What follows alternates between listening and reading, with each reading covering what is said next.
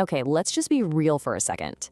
Have you ever had, like, one amazing first date, you go home, and bam, you're already planning the wedding in your head? You know exactly what I'm talking about. All of a sudden, this person you barely know becomes the center of your entire universe. I mean, it feels super romantic, right? But today we're gonna get into what's actually happening inside your brain when you get swept off your feet that fast. Right? You're checking your phone every 30 seconds hoping for a text. You're analyzing the punctuation of their last message. Did that period mean they're mad? And you're just replaying every single moment of that date over and over. Look, this habit of getting infatuated at the speed of light, it isn't a sign that you found the one. More often than not, it's actually a sign that your brain is trying to protect you from something else. So here's the deal. That intense, all-consuming rush, it's not some magical cosmic connection. I hate to break it to you, but it's a chemical reaction. Your brain is getting a massive, massive hit of dopamine, the pleasure chemical. And this whole thing actually has a name. It's called limerence.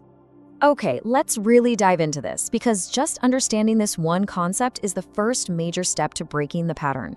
You're not crazy, you're not desperate. Your brain is just doing what it's designed to do: seek out pleasure. And in this person, it has found a very potent source. So limerence, it's not love. It's your brain acting like a dopamine seeker. Dopamine is part of the brain's reward system, right? It's the thing that makes you want to repeat behaviors that feel good. So in this case, your brain basically becomes an addict. You start needing those little hits of pleasure that come with every notification, every text. And to keep that high going when they're not around, you start to fantasize. Because the fantasy generates almost as much dopamine as the real thing. You are literally getting high on your own thoughts. Now, this is where it gets really interesting when you put them side by side. Just take a look at this. On the left, you've got limerence. It's built on pure fantasy. It's all about chasing that high. It feels like the chaotic thrill of getting a match on a dating app or a new like on your photo. It's exciting, yeah? But it's a short-lived rush. But on the right, that's real love. It's based on reality. It doesn't look for a high, it looks for peace. It's that stable, calm feeling that comes from actual trust, not from anxiously waiting for the next notification. So how in the world does our brain build this super elaborate fantasy so quickly? Let's break down how our minds actually construct this stuff. It all rests on a few key mental pillars that we build without even realizing it. And this metaphor just perfectly illustrates the core of the problem. When you get all infatuated in that first week, you are not seeing the actual person. You're not seeing their flaws or their bad moods or their messy apartment. No way. You are watching a highlight reel, a movie trailer that you have personally produced and directed inside your own head. So here's the three-step process your brain follows. First, you create their perfect profile. You have so little real information, so your brain just fills in all the blanks with whatever you need them to be. It's kind of like you're curating the perfect Instagram feed for them, but it's all in your mind. Second, you start using them as an emotional band-aid. The obsession becomes this super convenient and exciting distraction from any other problems in your own life. And third, use the illusion of being in love to control all the anxiety and uncertainty of early dating. By just deciding this is it, you create this false sense of security. Oof, yeah, this one can sting a little, but it is so, so important. If you feel bored or lonely or stuck, the arrival of someone new can feel like winning the lottery. It's way more thrilling to obsess over their potential than it is to face the fact that, maybe you hate your job or you feel unfulfilled. The infatuation becomes this bright, shiny distraction. And if that feeling of a void sounds familiar, it often points to a much deeper pattern, a root cause that started way before your last first date.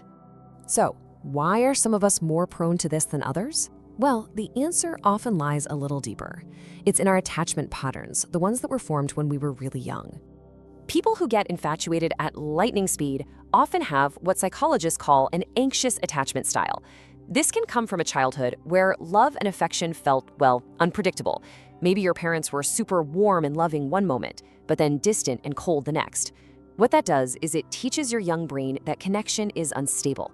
So as an adult, you develop this hypersensitive radar for attention. The second someone shows you a little bit of interest, your entire system just lights up like a Christmas tree. And this brings us to probably the single most important distinction you need to make. That racing heart, the obsessive thinking, that is not intimacy.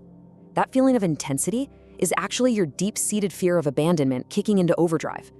You were so terrified that they're gonna leave that you try to mentally lock them down by manufacturing this love connection right away. And here's the tragic irony in all of this. This whole pattern, it often creates the very thing you're trying to avoid. You get infatuated, you give way too much way too soon, the other person feels all this intense pressure they don't understand, so they pull away, and boom, the cycle repeats itself, and it just confirms your subconscious belief that, yep, everyone eventually leaves. Okay, so that's the problem. It's a really powerful cycle. But what do we do about it? How do we actually break this pattern and start building something real? The good news is, you absolutely can. The very first step is to completely redefine your goal. Your brain, the little dopamine junkie, it craves that racing heart, the tachycardia. But what you need to start looking for instead is peace. A healthy, budding connection, it shouldn't feel like a chaotic fire alarm. It should feel calm. It should feel safe and steady. You're looking for peace, not panic. Now, the solution isn't to become cold or closed off. It's to become a mindful observer. Give yourself permission to enjoy the connection, sure, but force yourself to look at the facts. Look at their actions, not their potential. Ground yourself in what's really happening, not the movie that you're writing in your head.